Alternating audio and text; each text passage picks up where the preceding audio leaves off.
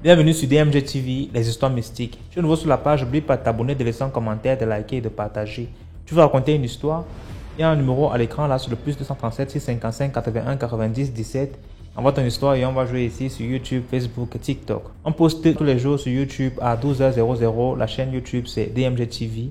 Et la deuxième chaîne YouTube c'est DMG TV, histoire mystique exclusive, où on poste tous les 15h00 heure du Cameroun des histoires exclusives. Voilà, je vous invite à vous abonner partout, Facebook, YouTube, TikTok pour nous suivre. Et voilà, on fait les directs tous les mercredis et vendredis à 20h00 sur TikTok qui est toujours DMG TV. Partagez, commentez, ce qu'on fait, c'est pour sensibiliser. Ça ne coûte rien de nous donner un peu de force avec juste un like. Voilà, merci beaucoup. Écoutons la première histoire. Oui, bonsoir. Quand je vous disais que je vais vous raconter mon histoire, c'est parce que je suis au bout du gouffre. Je me rencontrais un homme, nous sommes mis ensemble, on a passé quelques temps ensemble, puis je suis tombée enceinte.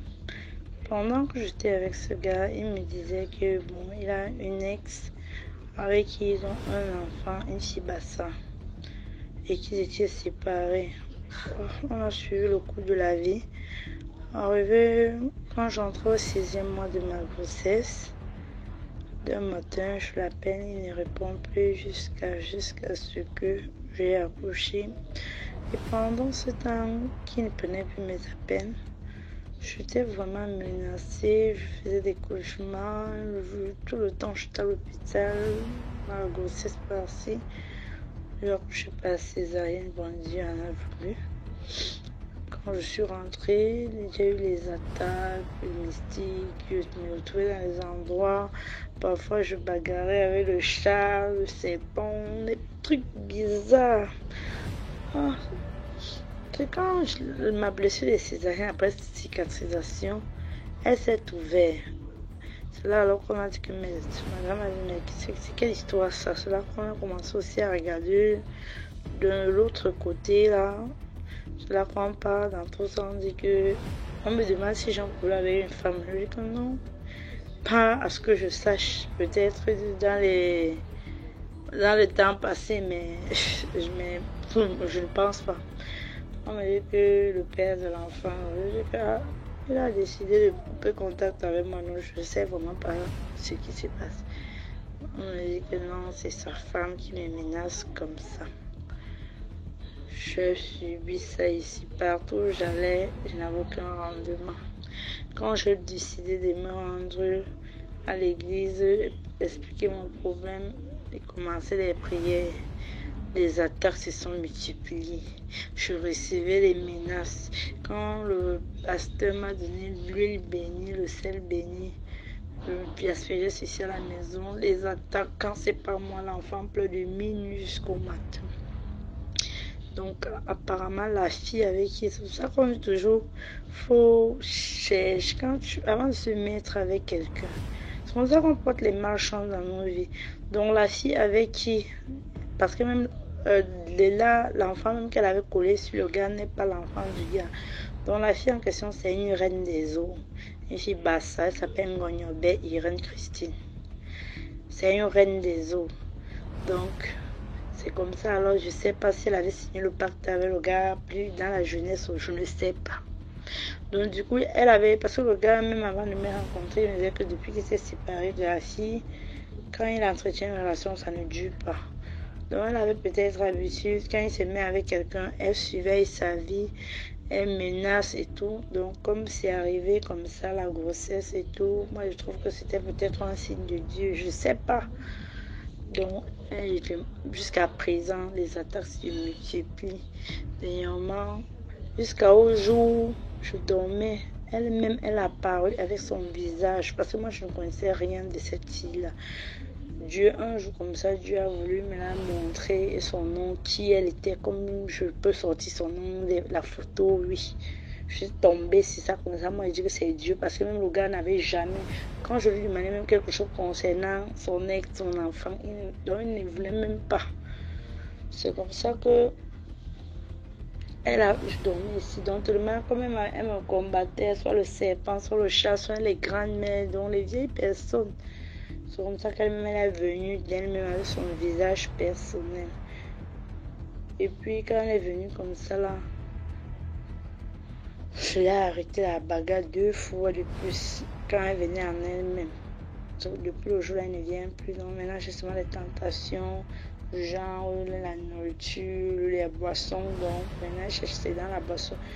Quand je pars à l'église, puisqu'elle avait même pris possession de mon corps, le jour qu'on m'impose les mains, me fait la délivrance, elle dit qu'elle ne peut pas me laisser, que mon corps l'appartient, elle vit en moi. Je lui demande si elle me connaît. Elle dit que non, elle ne me connaît pas, mais elle n'a même pas besoin que mes photos et tout ce dont elle avait besoin. Elle a pris ça dans le téléphone du gars, puisqu'elle possède aussi le gars, donc elle vit en lui.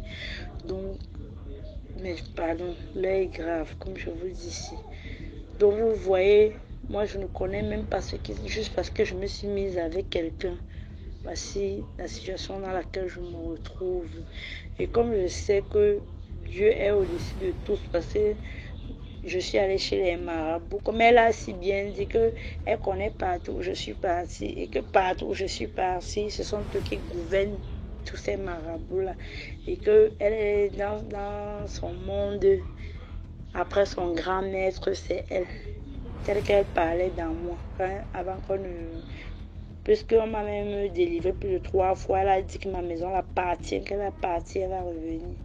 C'est qu'on a organisé vraiment une grande... Parce que les autres délivrances n'étaient pas quand même intenses comme les autres. C'est qu'on a organisé une grande séance de délivrance avec de l'eau bénie, de l'huile d'onction et tout, qu'elle est partie. Quand on a recommencé, bon, j'ai la paix et puis ça fait de ces 3 jours ici, j'ai dormi. J'ai été sauvagement violée dans le rêve par quelqu'un que je connais. Et quand je me suis levée, j'avais tellement mal au vagin. Et ça coulait de vrai, comme si j'avais vraiment entretenu les rapports. Je suis rentrée expliquer ce qui va passer, mais elle dit que ce sont les tentations. Donc tout ça, elle prend maintenant, comme elle est à démasquer, donc maintenant elle prend les visages des personnes qui me connaissent. Donc tout ça, c'est toujours elle.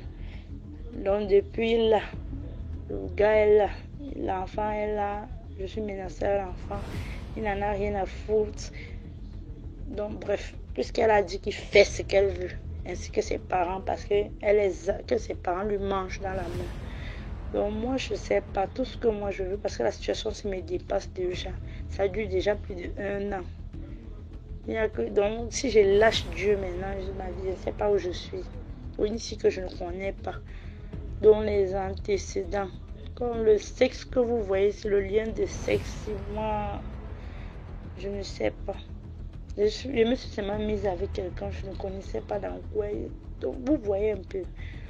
Donc, si moi aujourd'hui j'ouvre ma bouche pour parler de tout ceci, je veux que vous m'aidez un peu. Si on peut retrouver même sa famille, parce que la situation, moi je voulais m'en laver les mains, mais je dis non.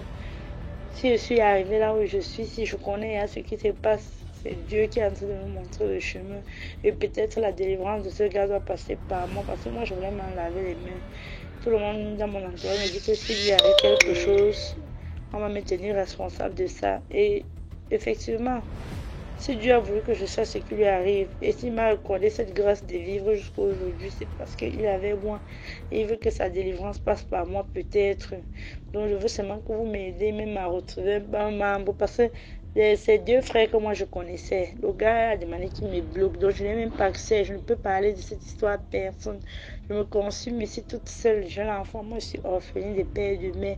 Donc je ne sais même pas qui peut m'aider dans cette situation. Donc quand j'ai vraiment vu le post sur TikTok et puis qu'on peut raconter des histoires telles que... Je dis que je vis dans ce que je ne connais pas. Je ne connais pas la fille Bassala. Une reine des eaux. Pour moi, elle nous sommes sur quoi? Je suis de l'autre extrême du pays. Elle est de l'autre extrême. Je sais parce que moi, je ne connais pas. Je n'ai jamais rien. Pardon. Je veux qu'on m'aide. Je dis bien que la fille là s'appelle Ngonyobe Irène Christine. Je veux si on peut me retrouver ses proches. Qu'elle aille loin. Qu'elle me laisse moi et mon enfant.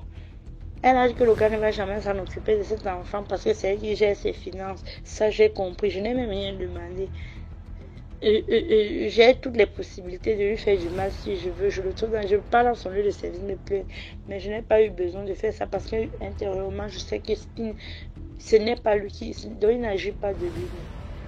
S'il vous plaît, je veux que vous m'aidiez un peu à étendre cette histoire pour retrouver même un membre de sa famille. Je serai disponible à donner toutes les informations qu'il faut. J'ai vraiment besoin d'aide. Merci beaucoup pour l'histoire. Maintenant, écoutons la deuxième histoire. Hello, hello, salut à la grande team DMG, salut à toi DMG, voilà. Moi je vous suis depuis pratiquement un an aujourd'hui, voilà. Voilà, aujourd'hui j'ai une histoire particulière, comment raconter.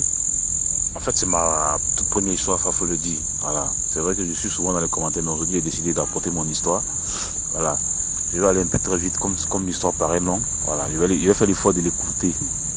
Voilà. En tout cas, partager, liker, commenter, c'est très important. Voilà. Ça, c'est la communauté DMG. Ok. Bon, moi, mon histoire, c'est passé en Côte d'Ivoire, plus précisément dans le sud-ouest. Voilà. Plus précisément dans la ville de Divo. Voilà. À l'époque, j'étais en classe de 3e. Nous sommes en 2006. J'étais en classe de 3e et nous habitions dans une cour commune dans le temps. Et dans cette cour-là, les habitants de cette cour, nous sommes pratiquement de la même ethnie. Il n'y a pas quelques voisins qui sont des autres ethnies. Donc, nous étions comme, puisque nous avons vécu là pendant très longtemps, pendant plusieurs années. Du coup, nous sommes devenus comme des frères et des sœurs. Voilà, nos parents sont devenus comme des parents et tout. Voilà, on était comme des frères, quoi, puisque nous avons vécu là pendant très longtemps. Voilà. Et en 2006, les propriétaires de la cour ont décidé que les locataires, que nos parents quittent. Voilà. Donc, on a 3 mois à tout le monde de partir. Et pendant les 3 mois, les autres propriétaires arrivaient facilement à avoir des maisons. Et ma maman était pratiquement la dernière. Donc ça traînait. Et dans le temps, elle vendait, il y a le grand marché de la ville de Divo. Alors, le grand marché, puisque dans la ville, en fait, il y a des petits marchés dans chaque quartier. Il y a le grand marché. Voilà. Et dans ce marché-là, il y avait, là-bas, ma maman exerçait, elle était dans le domaine médical. Elle vendait les trucs, les trucs tels que compresse, alcool, les bétadines. Enfin, elle vendait ça en gros. Et dans le marché en question, elle avait une amie, une tante qui avait un magasin de pagne, voilà, qui faisait dans le domaine du pagne. Et elles étaient des amies, pratiquement depuis pratiquement très longtemps, durant des années.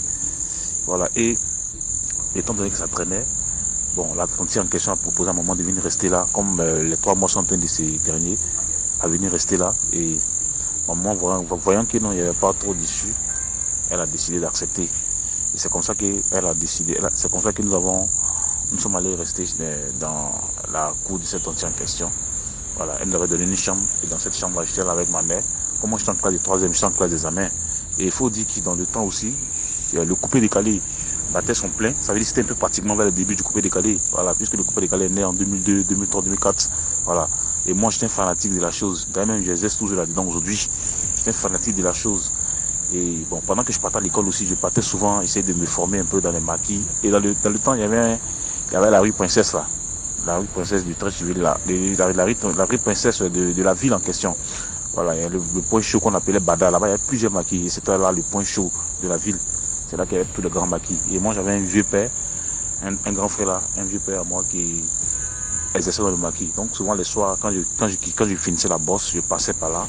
Je me rendais là-bas pour aller essayer de me former un peu, comment parler au micro, comment animer, apprendre à mixer, tout. Voilà, c'était comme ça. À un moment donné, j'ai commencé maintenant à sécher les coups de bosse. Je ne partais pratiquement pas étudier. Quand je prends mon sac, je vais directement au maquis. Et du coup, je finissais tard, je rentrais très tard même, je rentrais tardivement. Et il y a un point que je n'ai pas souligné, le quartier en question, là où nous habitions, c'est un peu comme un bas-fond. Ce n'est pas trop en pleine ville. Parce que vous allez dans les villes, dans les quartiers, là, il y a des endroits qui sont un peu bitumés. Là, tu laisses le grand coup d'eau, la grande voie de la ville, le goudron, et tu rentres dans les quartiers. Les quartiers, les voies là sont, voilà, les voies principales là sont, les principales voies là sont, comment on appelle ça même, éclairées, des lampadaires. Et quand tu rentres par endroit, par secteur, il y a des endroits où il n'y a pas de lampadaires. Et c'est le cas pour nous. C'est-à-dire le bas-fond là, nous sommes là, il n'y a pas de lampadaires. Et devant la cour en question, il y a un grand caniveau qui passe. Un caniveau, ce caniveau là va passe dans plusieurs quartiers et ça va finir comme ça va terminer sa course quelque part vers le lycée moderne en question de la ville. Et vous voyez, et dans ça, je rentrais tardivement le soir. Maman m'a dit non, maman m'a interpellé, m'a dit d'arrêter de rentrer tardivement. Que si vraiment je finis tard, vaut mieux que je reste là et le matin, je rentre après ça à l'école. Parce qu'elle avait constaté à un moment donné maintenant que je rentrais beaucoup tard. Elle se demandait même si je partais vraiment bosser. Bon, certaines personnes lui ont dit non, que des fréquentes est maquillé et tout. C'est là elle m'a dit non, qu'il a arrêté cela, que le quartier est un quartier. Moi-même je savais, puisque je suis un enfant, je suis un jeune du quartier. Voilà, on savait, on sait un peu ce qui se passe dans le quartier, les histoires mystiques du quartier. Une fois même, il y avait la petite fille à la tante en question, était là un matin en train de... Parce qu'elle lève souvent les matins, elle balait devant les coups là, tout. Et un coup, nous avons eu 5 heures par là, la petite est mise à crier. On lui a demandé qu'est-ce qui se passe, elle ne répondait pas. Pendant environ 3 minutes comme ça, c'est là qu'elle a commencé à expliquer ce qu'elle avait vu. Elle avait vu un truc arrêté entre les bananiers là, un truc tout blanc arrêté avec des ongles, des diables de façon, les longs ongles là. Et quand elle a vu la chose a disparu. Elle s'est mise à crier, tout le monde est sorti, on lui a demandé, mais toi qu'est-ce qui s'est passé? Elle a commencé à expliquer. Voilà, avec le temps, il y avait trop de séries qui se passaient. Et moi, ma maman me demandait d'éviter beaucoup de rentrer tardivement. Quand je finis, c'est-à-dire là où je vais, je dois rester, soit je reste là-bas, ou soit je rentre tôt. Ça fait que à cause de moi, souvent, elle t'oblige de rester dans la cour, dormir dans la cour. Et lorsque je viens de toquer le portail, elle ouvre. Puisque d'abord, il y avait des règles. À partir d'une certaine heure, la tante demande à ce qu'on ferme le portail. Et une fois que le portail est fermé, si tu n'as pas de personne pour pouvoir t'ouvrir le portail, tu veux de rester dehors. Et voilà, moi, ma maman prenait sur elle et tout le temps, souvent, se mettre dans la cour, à cause de moi, seulement à cause de moi, hein, parce que vraiment, la cour, même à partir d'une certaine heure, c'est très dangereux, surtout le quartier. Une fois, même ma mère dormait, et ça, c'est après qu'elle va m'expliquer, ça, elle dormait un jour, et tardivement dans la nuit, elle s'est réveillée en sursaut, elle allait faire pipi, et elle a constaté que je n'étais pas encore rentré. Non, je crois, ouais, elle a vu que j'étais déjà rentré. Ce jour-là, je n'étais pas allé bosser, je n'étais pas allé dans mon truc là, dans les virées nocturnes là. Et elle a regardé dans la chambre, elle a vu que j'étais. Non, avant ça, elle a ressenti comme un truc au niveau du portail. Et quand elle s'est abaissée, elle a vu comme des pieds d'un diable, des longs ongles. Et elle a eu peur, elle a eu des frissons, elle est rentrée elle a pris peur. Et elle a tout de suite rangé le matelas et elle est rentrée dans la maison, elle a vu que j'étais couché, elle n'a rien dit. Et c'est comme ça qu'elle m'a demandé de faire très attention, que l'endroit est un endroit qui est très dangereux, qui n'est pas vraiment bon. Que d'éviter de rentrer tardivement.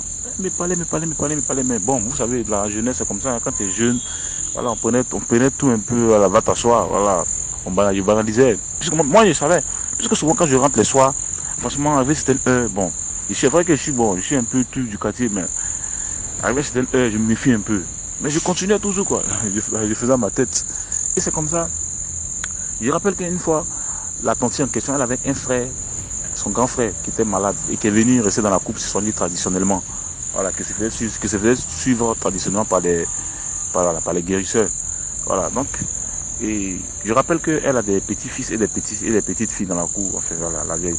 Et parmi ses petits enfants, elle avait un petit-fils qui est jumeau, qui est jumeau, voilà, qui avait un chien. Et pendant ce temps-là, le vieux étant malade, la maladie l'avait carrément embauché. Donc on le soignait. Un soir, moi je viens de l'école, on me dit que le chien était couché devant, juste à côté du caniveau. On dit que non, le chien est mort. On demande. Bon, c'est quelque temps après on apprendra que non, le vieux devait décéder et sa maladie là a été transférée. Sa mort a été transférée dans le chien. Voilà, c'est comme si c'était un échange. Bon, il y avait tellement de choses qui se passaient, franchement. Je ne vais pas rentrer dans le détail, mais j'aurai le temps d'expliquer toutes ces choses qui se passaient dans le quartier là. Et moi, ma maman m'insistait à ce que j'arrête de rentrer tardivement. Moi-même, souvent je venais, il y a des trucs qu'on causait au quartier qui se passaient entre nous-mêmes, les jeunes, souvent, quand au quartier, on cause entre nous, et tout. Bon, et tout ça, je continuais jusqu'à ce qu'un jour, un soir, je venais de l'Algérie là, je venais de là. Et il faut rappeler que j'ai oublié de souligner que à un certain moment, la tante en question avec ma mère, il a commencé à avoir des problèmes. Voilà, il commençait à avoir des problèmes, parce que la tante disait que non, moi je sortais avec sa petite fille. Puisque sa petite fille, elle sortait avec un jeune en face de la cour, de la concession. Voilà, un jeune. Tardivement, bon, moi souvent quand je rentre tardivement dans les soirs, je les vois les deux en train de s'amouracher dans le coin. Voilà, souvent, bon, je les vois en train de s'amouracher. Et le plus souvent, quand je viens, quand je rentre avant elle me dit de laisser le portail ouvert et quand elle a fini elle va rentrer. Et généralement sa grand avait constaté que Parce que la fille, elle est épileptique. Et quand elle fait les rapports, le lendemain matin, voilà, elle commence à convulser. Et sa grand-mère savait cela. Bon, il paraît que, selon les gens, il paraît que sa grand-mère était dans les sortes de sorcellerie. Bon, bref, je ne vais pas retourner dans ça. Et c'était comme ça. Bon, jusqu'à ce que la tante a commencé à mettre des problèmes, a commencé à faire des problèmes. Donc ma maman a dit, mon petit, franchement, moi, mon cœur n'est plus dans cette cour-là. Il faut que je parte. Voilà, c'est vrai qu'il y a des choses qui se passent, mais vraiment, pour toi, il devait pardon, qu'à laisser, je vais terminer l'année scolaire et tout, comme disait bientôt les amens. Elle a dit non, elle a fait l'effort. Après, ça commence à devenir trop. Et elle a fait appel à mes tantes là. Voilà, pour qu'on parle, elles ont parlé, elles sont entendues. Elles se sont entendues, voilà. C'est comme ça, avant de venir, il y a eu un accord. Maintenant, avant de partir, voilà, dans la tradition, c'est comme ça, il faut appeler les personnes, les témoins, les tantiers, tout. Ils sont assis, ils ont parlé. Voilà, c'est comme ça, la tante a donné la route à ma mère.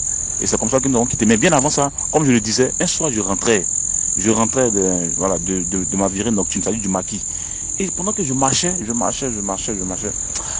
Arrivé à un moment donné, j'ai commencé à prendre peur. J'avais comme l'impression qu'il y avait quelque chose qui me suivait. Voilà, vous voyez, quand je marche, vous savez souvent, c'est pas ça vous arrive d'avoir cette intuition. Lorsque vous marchez, et vous tournez, vous regardez derrière. Vous marchez un peu, vous tournez, vous regardez derrière. Et moi, c'est cette sensation-là que j'avais, jusqu'à ce que je me retrouve dans l'endroit, c'est-à-dire à quelques mètres de notre portail. Et je commençais encore. Et puis, je me rapprochais de la cour, ma peur s'intensifiait. Bizarrement, j'ai pas compris pourquoi j'avais pris peur comme ça. Et j'avais comme froid. J'avais comme une sorte de chair de poule. Voilà. Je sentais qu'il y a quelque chose qui n'allait pas. Mais à chaque fois que je marche, je me tourne, je regarde derrière. Ça n'allait pas. Et arrivé au niveau du portail, j'ai commencé à toquer le portail parce que je savais que généralement ma mère se couchait dans la cour. Donc c'était elle seule mon dernier espoir. Puis que j'arrivais, j'ai vu que la petite fille en question, que je disais, elle sautait avec le jeune là, en face, n'était pas là. La petite fille de la vieille, elle n'était pas là. Tout était fermé. J'étais le seul. Et j'avais vraiment peur. J'avais extrêmement peur d'IMG. Et j'ai toqué le portail. Je toquais. La chose me dit non, de me tourner, de regarder derrière. Je veux me tourner. La chose me dit non, ne te tourne pas, parce que tu te tournes, ce que tu vas voir là, vraiment, ça ne sera pas bon. Je veux prendre, comme on dit dans nos jargons, je veux voler qu'elle. Je veux me tourner, mais j'avais très peur, franchement. Je n'avais jamais eu peur comme ça. J'avais très peur. Je voulais me retourner et la chose me dit non, ne te retourne pas, parce que tu te retournes, ce qui est derrière toi n'est pas bon. Mais je sentais une présence derrière moi, je sentais qu'il y avait quelque chose qui était arrêté. Et sur moi qui avançait. Et j'ai toqué, et j'entends une voix qui me répond dans notre ethnie. C'est qui? Et j'ai dit c'est moi. Et ma vieille m'a dit, mon petit, je t'ai demandé de éviter de rentrer tardivement. On a commencé à sentir quelque chose. Et elle a tout de suite ouvert le portail, je suis rentré. Et elle a fermé rapidement et je suis rentré dans la maison. Elle m'a dit, mon petit, depuis quelle heure je t'ai dit? Pourquoi la enfant me parlait. Et je n'ai rien dit. Le lendemain matin, je suis allé à l'école. Aux environs de 10 heures, quand j'ai fini. Et quand j'ai fini de manger à la récréation, je suis rentré en classe, j'ai commencé à avoir froid, j'ai commencé à avoir la fièvre. Je te dis, je suis tombé malade, une maladie pas possible qui ne dit pas de son nom. Je suis resté dans cette maladie jusqu'à peut-être plus de 1 mois et demi par là. Hein. Je n'avais jamais duré comme ça dans une maladie. Putain de merde. Et pendant ce temps, hein, comme je le disais, le problème avait été réglé. Voilà, et ma mère a décidé d'aller me mettre chez une de mes tantes. Voilà. Et elle-même, elle s'est rendue dans la capitale, qui est Abidjan. Elle est partie s'installer à Abidjan. Et moi, comme je devais passer les examens, et je cherche ma tante, mais ça n'allait toujours pas, hein, franchement dit. Elle m'a dit, ça fait comme ça. Et elle est revenue encore à Divo, me prendre maintenant, me soigner maintenant traditionnellement. J'avais dépéri, franchement. J'étais tombé gravement malade. J'avais duré dans la maladie. Et ça m'avait fatigué. Et je suis resté dans ça jusqu'à, avec le temps, les prières et tout, les soins indigènes et tout, ça commençait à aller. Avec le temps, ça commençait à aller. Jusqu'à, je me suis remis avec le temps. Voilà, donc c'est pour dire un peu, voilà, la morale de cette histoire. J'ai essayé de faire un peu bref, hein, sinon il y a tellement eu des choses qui sont passées. Voilà, j'ai essayé d'écouter un peu l'histoire.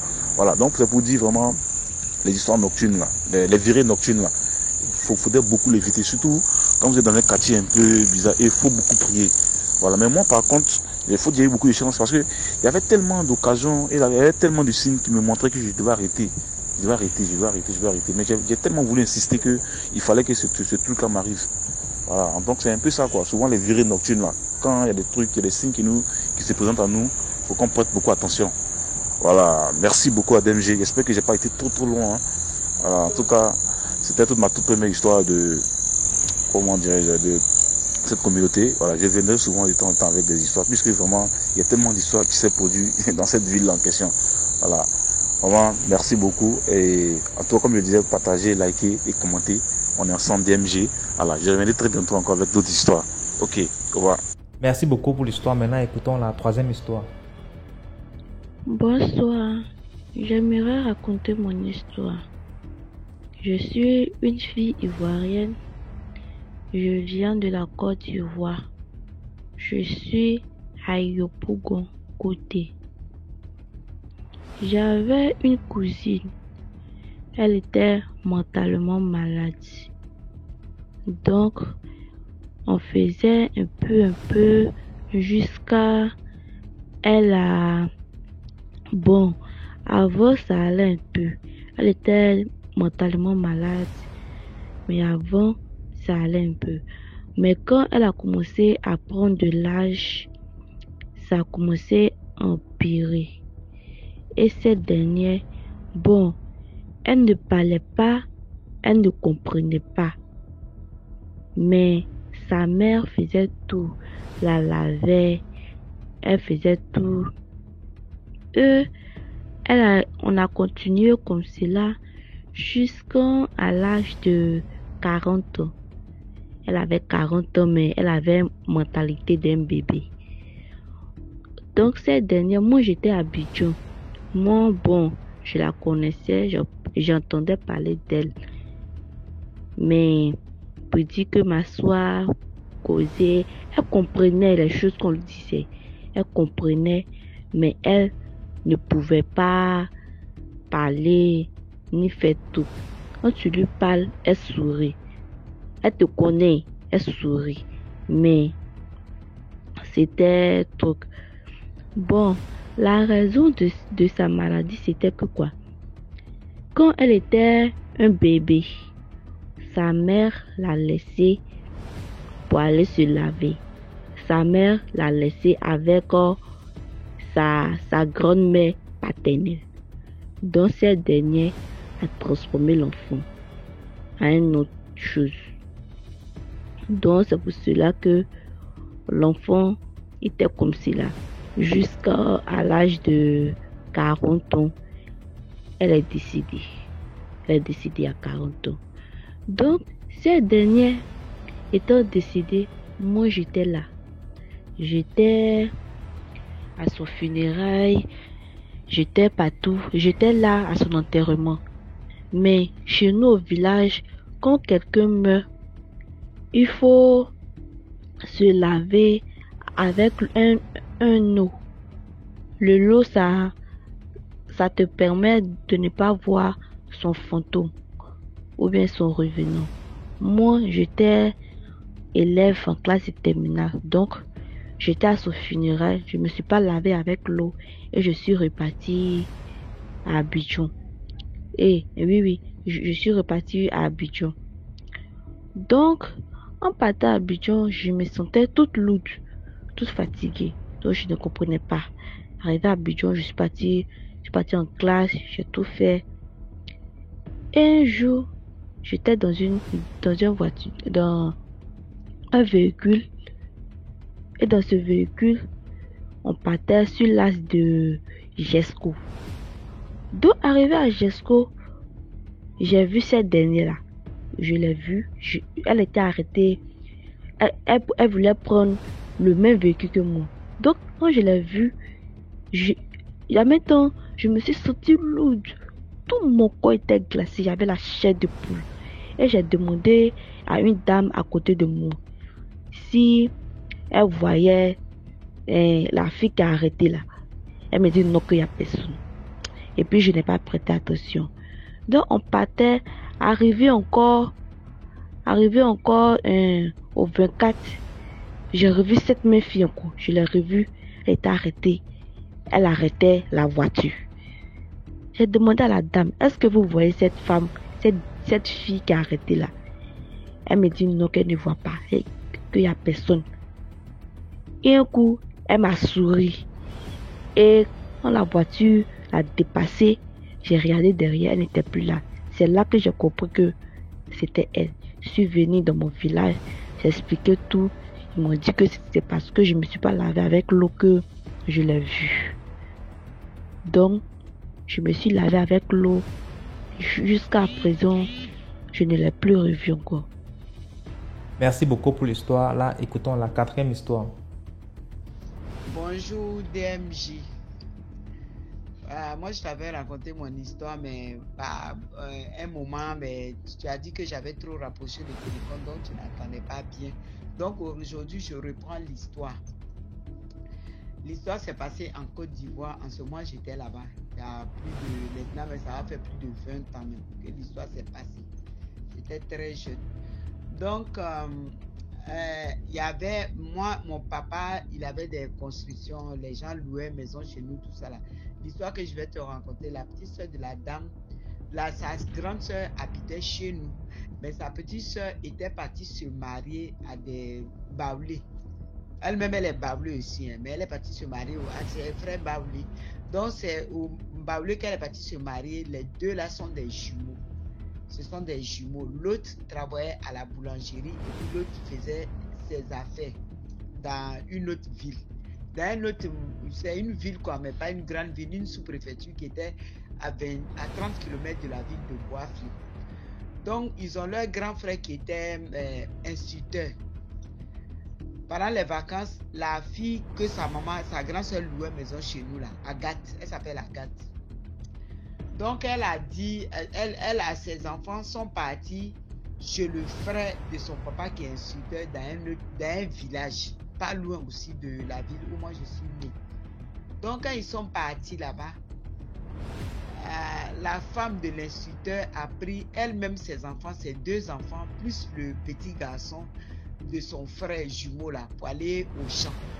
Ils étaient là comme ça. Et tu sais, en Afrique, quand les gens vont au champ avec les enfants, tu mets les enfants sous l'arbre et puis après tu vas travailler. Donc elle a mis les enfants sous l'arbre, elle, son fils et puis le fils du frère de son mari plus le bébé. Elle allait laborer son champ. C'était les plantations de, comment dirait, les aubergines, piments, tout ça là, parce que c'est ça, les femmes baoulées plantent beaucoup chez nous là-bas. Quand elles le récoltent, à la vente, l'argent, ça leur revient. Leur mari n'a rien à voir avec ça. Donc, elle a mis les enfants et puis elle est partie travailler. À son retour, elle trouve les 2 enfants ont disparu. C'est le bébé qui est resté. Elle a cherché. Elle n'a pas vu. Elle est rentrée au village. Elle a dit. Ils sont venus l'aider à chercher l'enfant jusqu'à... Ils n'ont pas vu les enfants. Donc, chez nous, là, en Côte d'Ivoire, je ne sais pas si au Cameroun, ça se passe, il y a des personnes, tous les vendredis, des femmes, elles se mettent en blanc. On appelle ça chez nous les kakomians. On appelle ça les kakomians. Donc, il y a une ville à côté de chez moi, la ville de Zienou, là. C'est à 60, si j'ai bonne mémoire, à 60 ou bien 45 km de Bois-Fli. Donc, il y a une kakomia qui chantait là-bas, qui a dansé, qui était en train de danser. Et puis, elle a dit, ah, il y a des enfants qui sont perdus à Bois-Fli. Je les vois. L'information était déjà arrivée là, parce que quand ça fait comme ça, ça va dans toute la ville, même dans tout le pays même. Donc la femme a dit que je vois les enfants. Mais les enfants disent qu'ils vont venir, mais ce n'est pas maintenant qu'ils vont venir. Que quand ils vont venir, c'est le plus petit qui va venir avant lui. Que les gens qui les ont pris là, c'est des génies. Mais ils n'ont pas d'enfants. Ces génies-là n'ont pas d'enfants. Donc, ils ont dit ça. L'information est partie à Bois-Fli. Moi, je vendais, et puis la femme m'a dépassé. J'ai dit, ah, tu t'en vas où? Elle dit, hé, ma soeur, je m'en vais à Zienou là. On dit, Kakomia est sorti là-bas. Les enfants sont venus parler à Kakomia. Donc, je m'allais prendre les informations là-bas. Elle est partie prendre les informations. Kakomia lui a dit que tes enfants là, les enfants là vont venir parce qu'elle avait, elle avait son fils dedans et puis le fils du grand frère de son mari. Qu'ils vont venir, mais quand ils vont venir là, ils vont pas venir. On les a pris dans le village du grand frère de ton mari, mais c'est pas là-bas qu'ils vont sortir. L'autre va venir avant l'autre. Mais quand ils vont arriver là, ils seront puissants. Ils vont venir avec des médicaments qui va guérir. Quand ils disent ce qu'ils diront là, c'est ce qui va se passer. Ils vont venir avec des médicaments. Mais malheureusement,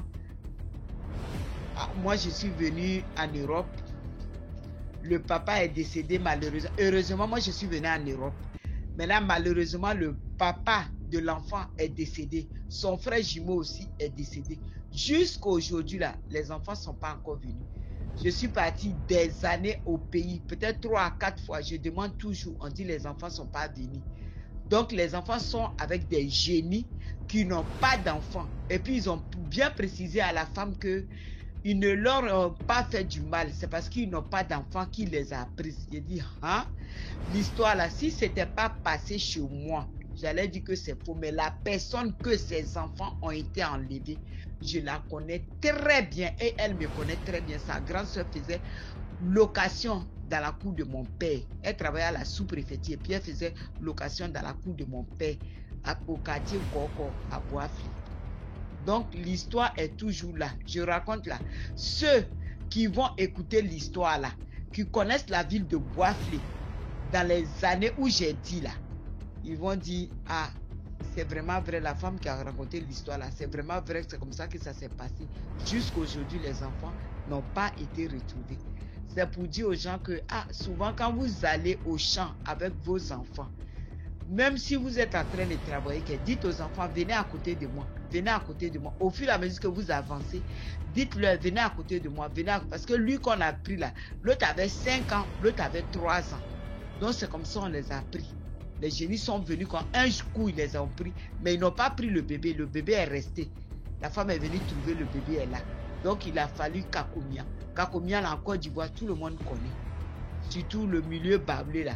Les Djula ne peuvent pas connaître, mais les Djula qui vivent avec les bablés connaissent. Quand tu dis Kakomia, ils connaissent.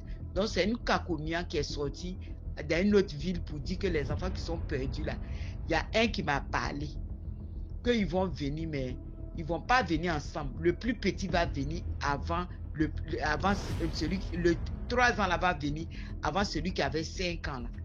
Donc c'était mon histoire. Voilà, il y a plein d'histoires à raconter, mais après celui-là, je le dis, si tu as pu l'écouter et puis mettre en chose, après on verra le reste. Merci, j'espère que cette fois-ci là, tu l'as bien entendu parce qu'il n'y a pas de bruit, j'ai tout éteint avant de parler. Bon courage à toi, en tout cas c'est des histoires qui sensibilisent beaucoup les gens.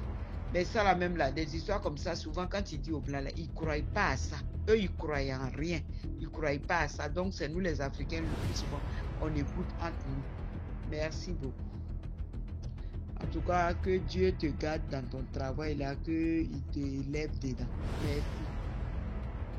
Merci beaucoup pour l'histoire, likez, commentez, partagez. Là, on va écouter la 5e histoire.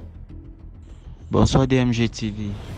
Bonsoir à tout le monde qui suit la chaîne DMG TV. Bonsoir à tous. Je vais vous raconter mon histoire mystique, ce qui s'est passé dans ma vie. Pas dans la vie de quelqu'un d'autre, je dis bien dans ma vie. Ça, c'est mon histoire. Ça, c'est ma vie que je vais vous raconter. DMG TV, j'étais un garçon très turbulent, bagarreur. Je consommais de l'alcool et je commençais déjà à prendre la drogue. Oui, DMG TV, je commençais déjà. La maman en a eu assez de moi. Elle m'a dit, sors de ma maison. Sors de ma maison, je ne veux plus de toi. Je suis fatigué de toi. J'ai pris mes affaires, je suis parti. Quand je suis parti, j'ai volé la voiture pour arriver dans mon village. Arrivé dans mon village, je suis parti au village maternel. Arrivé dans mon village là-bas, j'étais bien accueilli, bien, tout allait bien. Mais je suis retombé dans l'alcool. Je buvais. Dans cet alcool, j'ai commencé à suivre des petites voix. Les voix. Mais je ne voyais personne. J'ai d'abord dit ça aux gens, ils se sont moqués de moi. Ils disent, ah, tu bois gros, c'est ça, c'est ce qui t'arrive. Bon. J'ai oublié l'autre là. Mais j'ai continué à boire. Je suis tombé malade pour la première fois. On m'a amené chez un prêtre. Il m'a donné des produits parce que c'est un prêtre exorciste. On m'a donné des produits et quelques encens, tout ça. J'ai pris et ça a calmé. Je suis retombé dans la boisson. Boisson. Jusqu'à que les grands-parents ont appelé la maman. Ils ont dit que ton fils nous a déjà dépassé. La maman a envoyé l'agent de transport pour qu'on me remette et de remonter en ville. J'ai pris cet argent, j'ai fini de manger et bu avec l'argent là. Je suis parti au village de mon père. Avant d'arriver au village de mon père, j'ai croisé une femme et un jeune garçon à un niveau. Au bosquet, il n'y avait personne. Et en les croisant, l'enfant là a commencé à me parler. DMG TV, l'enfant ne bougeait pas les lèvres, mais je suivais tout ce qu'il disait. C'est où le film commence. L'enfant ne bougeait pas les lèvres et il me parlait. Il m'a dit, où tu pars là, on va te tuer, tu vas mourir. Je t'assure, où tu pars là, on va te manger, tu vas mourir. J'ai dit à cet enfant que je ne mourrai pas. Je ne vais jamais mourir. Je crois en Dieu. Dieu va me sauver. Je ne vais pas mourir. Je suis parti. En regardant derrière, je n'ai plus vu l'enfant là et cette femme. Je suis parti. À un niveau du bosquet, il y a eu la forêt. La forêt bougeait. La forêt, il y avait des grands bruits dans cette forêt. Des bruits de l'oiseau. C'était comme l'aigle. L'aigle, c'était très puissant. Ça bougeait, ça criait, ça criait, ça criait, ça bougeait. Ça bougeait. J'ai eu peur. J'ai dégagé. Je suis rentré au village maternel. Arrivé là-bas, je me suis encore mis à boire. Après un bon jour, j'ai dit, bon, je repars au village paternel. Je suis parti, je suis arrivé. Arrivé là-bas, au village paternel, on m'a accueilli parce que ça faisait peut-être 20 ans que je n'ai pas mis pied là-bas. L'enfant prodige est de retour. L'enfant est là, il est de retour, il est de retour, il est de retour. L'enfant prodige est de retour. On m'a accueilli. Tout était bien. Mais j'ai fait 3 jours là-bas. En ces 3 jours, première journée, ça s'est bien passé. Deuxième journée, on m'a invité que non, il faut qu'on aille boire quelque part. Mes oncles, on part boire le vin, ceci, cela. Nous sommes descendus. Arrivé là-bas, je ne sais pas pourquoi là-bas, tout mon esprit, tout sur moi était aiguisé. Tout. Arrivé là-bas, ils m'ont donné le vin, j'ai refusé, j'ai dit que j'ai pas envie de boire. Ça les a étonnés eux-mêmes. Ils étaient tous étonnés que j'ai refusé de boire le vin. Bon, la nuit, j'ai pris mon petit frère, l'enfant de mon oncle. J'ai pris mon petit frère, nous sommes allés nous coucher dans la chambre de notre oncle. Au milieu de la nuit là, mon oncle est venu. C'est moi qui l'ai ouvert la porte. Il est venu, il s'est couché devant, j'étais au milieu. Mon petit était derrière. Au milieu de la nuit, c'est minuit, 1h, DMG TV, j'ai suivi le bruit de l'oiseau. C'était comme l'aigle, c'était un puissant oiseau. J'ai suivi comment ça atterrissait au niveau de la toiture. Bram! Les griffes, ce sont les griffes de cet oiseau qui m'ont réveillé. Parce que j'ai suivi. Après 1 minute plus tard, mon oncle était couché, endormi. Je guettais avec un œil. Parce que comme je vous ai dit, mon esprit était aiguisé. Au milieu, après, mon oncle soulève. Je suis d'abord la voix d'une femme. Cet enfant, c'est l'enfant de qui? C'est comme ça que la femme parlait en patois. L'enfant, c'est l'enfant de qui? Mon oncle a répondu en soulevant la main. Il était couché, bien endormi. Il était couché. Il dit, cet enfant, c'est notre enfant, c'est l'enfant de notre feu grand frère. Il nous appartient. Cet enfant est notre enfant, il nous appartient. Mais dans mon cœur, je me suis dit que je me suis mis dans quel pécrin comme ça là. C'est la première fois que ça m'est arrivé, c'est la première fois. Qu'est-ce qui ne va pas? Et la femme continue. Donc la femme qui est l'aigle qui a atterri au niveau de la toiture, c'est elle qui pose les questions. Il commence à parler. Je suivais tout. Après, il dit à mon oncle, l'enfant qui est couché là nous suit. Je vous dis que l'enfant qui est couché là nous suit. Ne parlons plus. L'enfant qui est couché là nous suit. DMG TV, je suivais tout. Je ne peux pas te mentir. Je suivais tout. C'est pas ce qui, dans quelle dimension j'étais. Je ne peux pas expliquer cela. Je ne sais même pas quoi faire, comment faire. L'enfant me dit, cet enfant nous suit. Je vous dis que cet enfant nous suit. Et comme j'avais déjà peur, la chair de poule est sortie partout sur moi. Il dit, regarde l'enfant là. Regarde la chair de poule. Je vous dis que cet enfant nous suit. Je sais que je fais comment, où je suis là. Parce que moi, j'étais déjà mort. Hein. Mais Dieu est Dieu. Je ne sais pas où j'ai eu cette idée. J'ai commencé à jouer au malade. Je me suis réveillé brusquement, commencé à crier. Oui, j'ai mal. Oui, je ne sais pas ce qui m'arrive. J'ai mal, je ne comprends pas. Je ne sais pas, j'ai mal. Mon oncle s'est réveillé.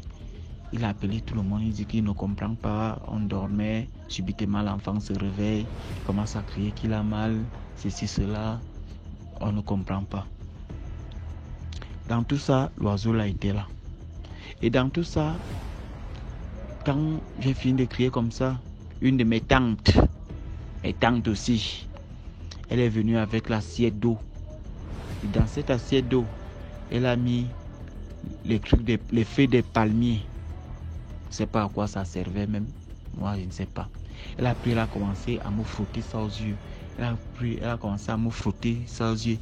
Et s'est assise devant moi. Elle a dit que je m'accroche en elle. Que je m'accroche en elle comme si elle portait un bébé au dos. Je m'accroche en elle. Que n'aie pas peur, rien ne va t'arriver.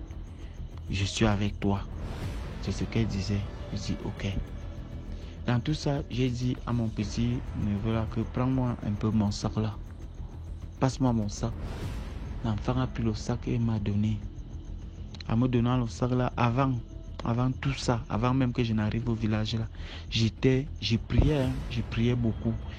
Malgré la boisson, je priais, je partais dans les églises. J'avais l'huile d'onction qu'un pasteur avait béni qui était dans mon sac. J'ai pris l'huile d'onction là. J'ai tout bu. Et quand j'ai tout bu, c'est comme si on ouvrait mes yeux. Que vois donc où tu es. Et en ouvrant, et quand j'ai commencé à voir, il y avait un costaud oiseau. Il ne touchait pas le sol. Il était en suspension. Il tournait tout autour de moi. Avec au niveau du cou, son cou était blanc.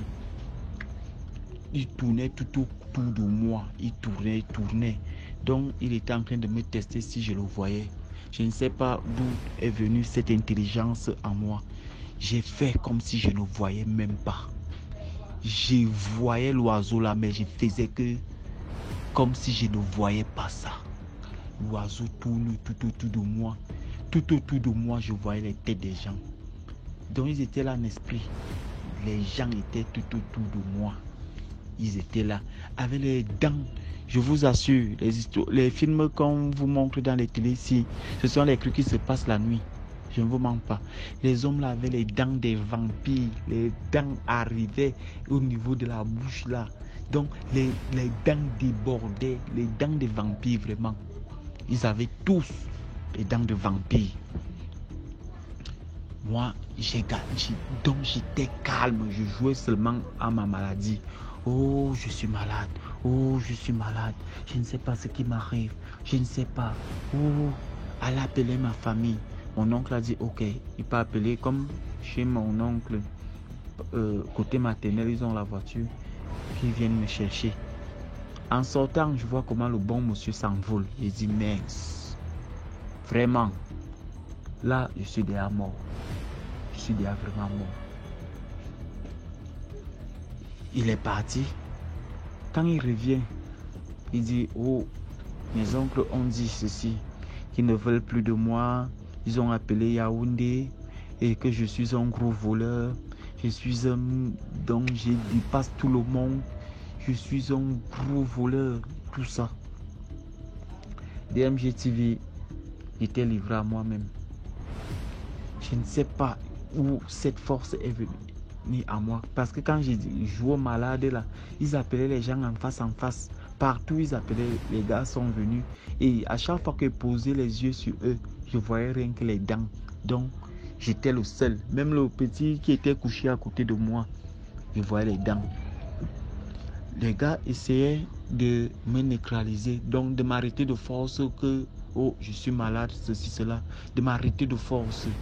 Ils étaient au moins 7 ou 8. DMG TV, je les ai balancés comme les bouts de papier. Je ne sais pas d'où est venue cette force. Je les ai tous neutralisés, balancés, mais j'avais peur de ces dents-là. Tous, et tous ont abandonné. Ils disaient que, mais cet enfant-ci, on ne sait pas d'où vient sa force. Il est trop fort. On ne comprend pas où sa force vient. Et à chaque fois que quelqu'un abandonnait, quand je regardais bien, il s'envole. Je regarde là-bas, l'autre s'envole. Quand je regardais même mon petit qui était couché avec moi, quand il sort comme ça, il avait déjà les longues dents. Il s'est envolé. Mais DMG TV, c'est mon histoire que je raconte. C'est pas l'histoire du oiseau. C'est pas l'histoire de quelqu'un. C'est pas l'histoire de qui que ce soit. C'est mon histoire que je raconte. Quand ils se sont envolés comme ça, je suis donc resté seul. Je réfléchissais comment faire, comment pour rentrer. Parce que j'étais dépassé. Je ne pouvais plus dormir là. Et quand je regardais bien, il y avait un feu. Un feu. Donc, il n'y avait pas le feu physiquement. Mais quand je regardais au niveau de la route, il y avait un feu que ces esprits-là, ou ces gens-là, ou quoi, ou ces sorciers, je ne sais pas. Ils avaient déjà fait un feu. Donc, ils étaient assis là, les gars. Donc, les gars voulaient me chop. Ou ils m'avaient même déjà chop, je ne sais même pas. Ils m'avaient déjà mangé, je ne sais même pas. Bon. Je ne sais pas d'où est venue cette moto parce que j'étais placé en route, je ne savais pas quoi faire. Une moto est venue. J'ai expliqué le problème. La moto m'a porté, il ne m'a rien demandé. Il est parti à plus de 15 km, 20 km. Il m'a laissé chez moi, au village maternel. Arrivé au village maternel, je savais que, oh, ici là, je suis déjà sauvé. DMG TV, quand la sorcellerie que vous voyez là, tous les gars là sont reliés. Tous les gars là communiquent entre elles. Tous ces gens là communiquent mystiquement. Arrivé là-bas, quand je suis entré, on m'a ouvert la porte. Parce que même dormir, je n'arrivais pas. Je suis resté assis au salon, à l'ampoule allumée. Et en regardant les photos, les photos à la maison, au côté maternel maintenant, en regardant les photos étaient animées. Ces photos-là étaient animées, que les photos bougeaient. Et chaque photo venait dire, tu es venu faire quoi ici? Tu es venu faire quoi ici? C'est mauvais ici. Je ne sais pas. Tu étais en ville là-bas tranquille. Je ne sais pas ce que tu es venu faire ici. Et donc c'est comme ça que tu dois partir. Donc c'est comme ça. Mais... Et dans tout ça, mon grand-père me dit encore qu'il faut aller tout coucher dans la chambre, seul. Et éteindre la lumière. DMG, je ne sais pas quoi faire. Je suis parti, j'ai éteint la lumière. Je n'ai pas fermé l'œil de la nuit. Je voyais tout, j'entendais tout. Comment on faisait le programme de mes obsèques. Même au côté paternel, maternel, ils étaient associés. Ils faisaient le programme de mes obsèques. Et les gars, donc, je voyais comment les gars me dépiéçaient. L'autre tire le pied, l'autre tire la tête, l'autre tire la main, l'autre tire les intestins. Donc les gars me mangeaient, je voyais comment ils avaient le sang partout dans leur bouche, partout. Les gars me mangeaient, je voyais. Ils faisaient le programme. Donc ils me mangent, ils rient, ils montrent. Et tu vas venir travailler chez moi. Tu vas venir travailler chez moi. J'étais déjà prêt. Tu vas venir travailler chez moi. C'est ce que les gars disaient. Donc les gars faisaient le programme de mes obsèques. Et avant tout ça, avant même que avant tout ça, que tout ça commence, on m'avait annoncé que mon frère, oui, parce que c'était déjà comme mon frère, on a grandi ensemble, il est entré à la police, on l'a tué, on l'a fusillé, il est mort. On m'a dit cela, que quand tu vois là, ton frère est resté mourir, si là on l'a tué, on l'a tué. Oui. Donc il y avait le dé là qui était en cours. Bon, et la maladie, si les trucs de sorcier, si m'ont aussi pris. J'étais donc couché comme ça là. Les gars faisaient les programmes de mes obsèques. Ils disaient que oh, tu es fini. Ça va, il n'y a plus rien pour toi. Ça va. Tu étais un beau garçon. Un beau garçon. Et donc les gars me conjuguaient déjà. Tu étais un beau garçon. Tu étais. Et étant couché, j'ai d'abord suivi la voix de mon ami là. Il me dit, Martial, Dieu t'aime. Dis seulement que Dieu est grand. Dis seulement que Dieu est grand, Martial. Martial. Dis seulement que Dieu est grand. Parce que je prends le nom de Martial. Oui. Je pouvais prendre le nom de Martial. Martial, dis seulement que Dieu est grand. Martial, Dieu t'aime. Dis que Dieu est grand. Tu verras. Pour parler que Dieu est grand, c'est comme si on a posé les tonnes et des tonnes dans ma bouche que non, tu ne peux pas parler. J'ai commencé par parler dans le cœur. Quand j'ai seulement dit, dans mon cœur, pas que je me lève, quand j'ai seulement dit que Dieu est grand, j'ai suivi comment il s'est exclamé que, hé Martial, donc tu me suis depuis où je suis. Depuis où je suis, tu me suis. Continue à dire que Dieu est grand, Dieu t'aime. Et continue à dire. Au milieu de la nuit, les voix là étaient incessantes. Même si tu fais comment, tu es mort. Tu étais un gars bon, hein? Tu étais. Le gars conjugué. Après tout ça, une lumière est descendue. Une lumière est vraiment descendue. Et en cette lumière, il y avait un homme. Il s'est présenté. Il a dit que moi, c'est Paul. Moi, c'est Paul. Martial, si je suis ici, c'est pour toi. Dieu t'aime et tu es appelé à faire son service. Pourquoi quand on te demandait d'abandonner tout ça, tu n'as pas abandonné? J'ai dit, je ne sais pas. Pardonnez-moi, sauvez-moi, je vous en supplie. Il m'a parlé. Après, il m'a donné 2 conditions. Il a dit, Martial, voilà l'eau, voilà la boisson. C'était tous les goûts étaient, tous les goûts des bières étaient jusqu'au whisky, tous les liqueurs, tout ça était. Il m'a montré de l'autre côté, il m'a montré l'eau. Il m'a dit, choisis. Il a dit que je choisis l'eau. J'ai pris l'eau, j'ai bu. Il a dit, ok, tu es sauvé. Couche-toi. Et j'ai dit, avant qu'il ne parte, je lui ai dit, j'ai peur. Les voix là, je n'ai plus envie d'entendre ces voix. Ça me fait peur. Il m'a dit, ne t'inquiète pas, je te laisse avec mes anges. Les anges étaient campés tout autour de moi.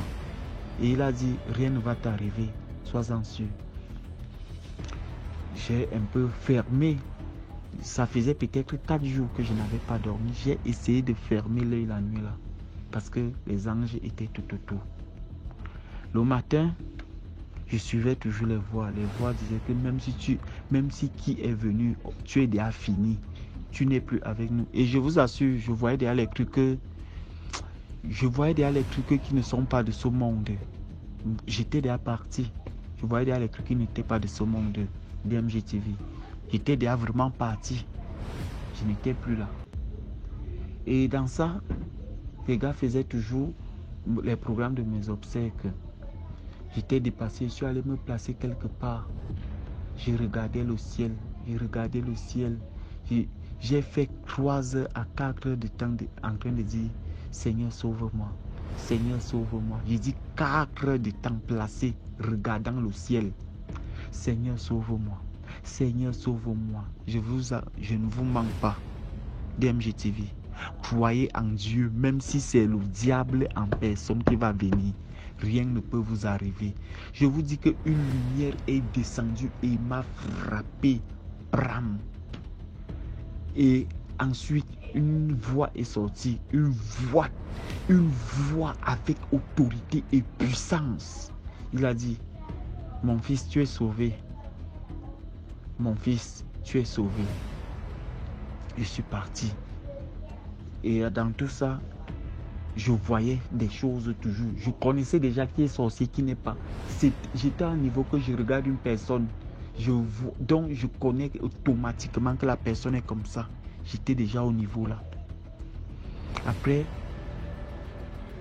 cette voix qui m'a dit que tu es sauvé, je suis parti. Je me suis assis. Ça n'a pas fait 1 heure de temps. La maman est venue me chercher avec le véhicule. On m'a pris, on m'a amené à l'hôpital. On a fait tous les examens de gros, d'alcool, tout. On n'a rien vu. On n'a rien vu. J'ai expliqué ça, mais personne ne me croyait. Mais moi, je sais ce que j'ai vécu le jour-là. Je vous en prie, mes amis, DMG TV, tout le monde qui me suit. Je vous en prie, Dieu est vivant. Croyez en Dieu. Même le diable est petit. Le diable est petit devant Dieu. Dieu est l'alpha et l'oméga. Je vous en supplie, croyez en Dieu. Merci. Merci beaucoup pour l'histoire. Maintenant, on écoute la 6e histoire. Bonsoir DMG. Bon, je viens vers vous pour raconter une histoire de mon père. En fait, mon père, il a l'âge de soixantaine. Mais son maladie, en fait, c'est une maladie mystique. C'est pas une maladie normale. Au début, il y a 3 mois de cela, il a commencé à être malade. Que le bas du ventre. Pour ne pas dire le mot, en fait, c'est le bas du ventre. Il est devenu, il marche plus, il fait mal et tout. Et comme moi, je suis sa fille, mais avec mon père, en fait, j'essaye de ne pas avoir parce que chez nous, comme on est en Afrique, on aime bien garder les tabous et tout. Et moi, quand j'ai vécu en Europe, j'ai vécu longtemps en Europe, du coup, le tabou pour moi, c'est rare en fait. J'essaie d'exprimer ce que j'ai envie d'exprimer à chaque fois. Et à mon père aussi, il est un peu comme moi. Il aime bien exprimer les choses telles qu'elles sont. Et à un moment donné, il était tout le temps malade. On achetait des médicaments, il y a des remèdes faits par l'Afrique et tout ça. Le feuille, les plantes médicinales et tout, pour que ça guérisse. Mais ça n'a donné que rien. Il était tout le temps malade, par contre. Il était tout le temps malade. Et à chaque fois qu'on prend les médicaments, ça calmait et après ça revient. On fait les radios et tout. Ça calmait, ça revient. À chaque fois, c'est comme ça. Sinon, le médecin, il ne voit pas qu'est-ce qui se passe. À un moment donné, ma belle-mère a décidé de consulter quelqu'un. Et quand il a consulté quelqu'un, c'est la personne en fait qui a dit à ma belle-mère que quand la nuit, c'est juste un message en fait que je vais passer à tout le monde. La nuit, surtout quand vous sortez dehors, mettez votre caleçon ou mettez vos habits ou mettez votre short, peu importe, mais ne va jamais dehors sans rien du tout sur vous. Parce que ce qui est arrivé à mon père m'a dit avant, quand je sortais la nuit, juste comme ça pour avoir la flemme, parce que chez nous en fait le toilette c'est à l'extérieur, avoir la flemme de sortir avec des habits sur lui part comme ça. Et du coup en fait il a croisé des choses de la nuit un jour. Il ne savait pas à quel moment, ni nous aussi, on ne savait pas à quel moment. Il a, en fait, je vais faire bref, parce que je n'ai pas envie de rester trop longtemps. Il a croisé des choses de la nuit. Même lui-même, il ne sait pas. Et du coup, cette chose-là, heureusement, ce qu'il a dit la dame, que il s'est mis sur le dos. Il a vu que le dos, il n'a pas vu le devant. Et du coup, c'est pour cela, en fait, qu'il a tout le temps, avait mal au dos, sans savoir pourquoi. Parce qu'on a tout ce qu'on a fait, tout, sans savoir pourquoi. Et après, c'est les choses, en fait, que c'est une maman qui fait ça. Et puis, c'est une maman, en fait, il te donne des remèdes exacts ce qui t'arrive, en fait. C'est comme une prophète, mais c'est une prophète, notre prophète à nous, en fait, là où on est.